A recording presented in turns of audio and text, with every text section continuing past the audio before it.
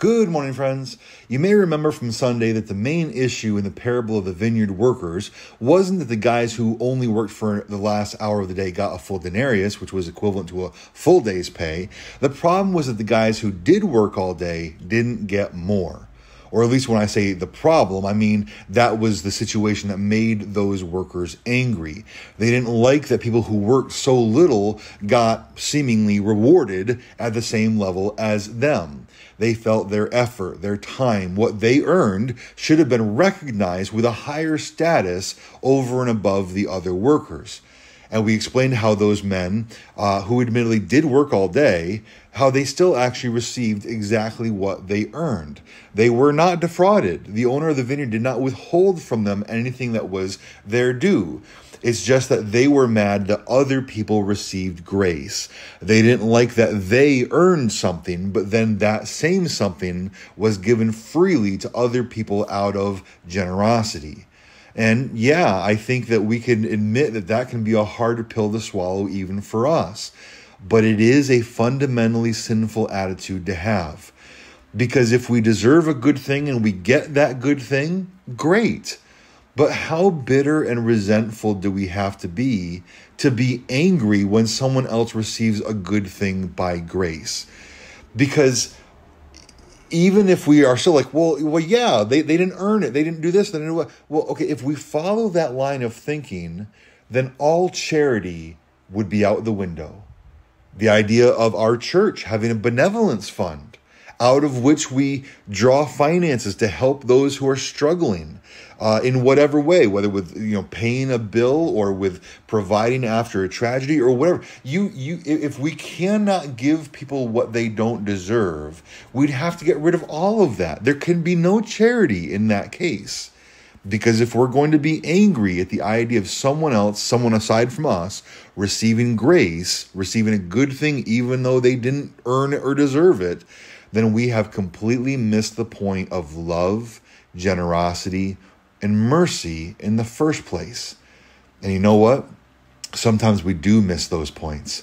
It can be an incredible temptation, even for longtime Christians, to at times forget what it means that we were saved by grace as well, that we have received the love, generosity, and mercy of God himself, as well as the love, generosity, and mercy of many others throughout our lifetimes. And so we forget how much we have received by grace and through grace and of grace. And we start assuming that we actually earned it instead, that it makes sense for us to get what we get or to be where we are. But it should never go to those other people who aren't nearly as worthy as us. And when we have that mindset, we can get really angry when we see others actually receiving that kind of grace. Let me give you a couple of for instances from the scriptures. Do you remember how the Pharisees criticized Jesus for eating and spending time with tax collectors and sinners?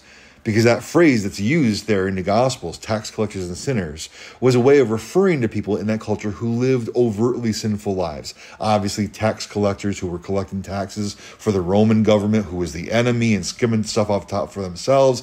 They were obviously included, but in that category of just sinners, you have prostitutes, you have anyone whose lifestyle was outwardly sinful enough that it could not be hidden. And yet Jesus spent time with these folks, talking with them, certainly teaching them the truth of salvation from sin and unto eternal life and so on. But the Pharisees couldn't see past their own estimation that these people were not worthy. In their mind, if Jesus were the person he claimed to be, if he really had been sent from God, then why in the world would he be spending his time with these people? He should be with people who deserve to hear from God, namely themselves, right? And so this was another justification in their own minds as to why Jesus couldn't possibly be anyone of note, much less from God himself, because he spent his time with such insignificant, unclean, unworthy people. But that mentality comes out of the same way of thinking as we've already described. Good things shouldn't come to people who aren't worthy. But again, grace isn't about worthiness. Grace is about granting good things to those who clearly are not worthy. That's the very essence of grace. But the Pharisees thought that was ridiculous. They begrudged the sinful people receiving that sort of grace. Or secondly, think of the parable of the prodigal son, particularly when the father welcomes the wayward son back into his home and restores him not just to the position of a servant so he has a roof over his head, but restores him to full sonship again. And do you remember how the older brother reacted? We talked about this recently, I think last week actually in a devotion, but we were reminded again that he was angry. The older brother couldn't believe that his father would choose to bring this despicable, sinful, family-shaming son back into the household. He begrudged the father's grace, the grace that was being given to his little brother. After all, he, the elder brother, in this case, he had remained home. He had been faithful. He hadn't done any of those horrible things that his sinful brother had. But that same sinful brother, he's the one who's now getting a party. He's the one now getting so much attention. But the father goes to that older brother hoping he will come in and join the party as well, join in the celebration of the little brother's recovery. And so the father tells that older brother, he reminds him that everything that he as a father now owns is actually his eldest son's. All of the inheritance is now going to go to him. It's all his. He will get his due. Again, he's not being defrauded anything. But yes, the father is being gracious to the wayward son. So don't despise that, but join in the celebration, he's telling his older son.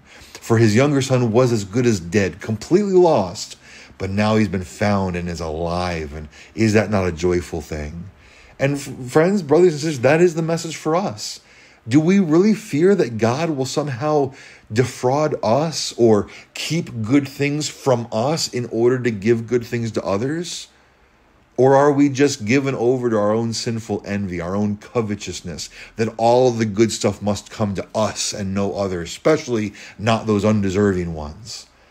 But we must remember that we were undeserving ones as well and remain undeserving in and of ourselves.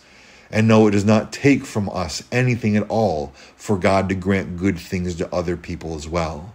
And particularly when it comes to the grace of salvation, we all receive blessing the more people are included in the family of God.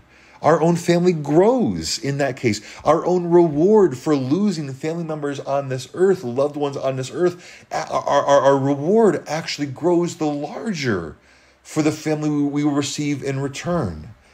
And even more important than that, God's name is lifted up all the more in honor and glory as he bestows his grace upon the undeserving, bringing them into not only his kingdom, but his family. In light of these things, are we really going to consider it unfair or unjust, just not right for other people to receive the grace of God? As the old saying goes, there, but for the grace of God, go I. We were in their shoes too, and we were so very thankful when God saved us by his grace. So let's be thankful and join in the celebration when God saves others by his grace as well. Think on these things, friends. Have a good and godly day, and Lord willing, I'll see you soon.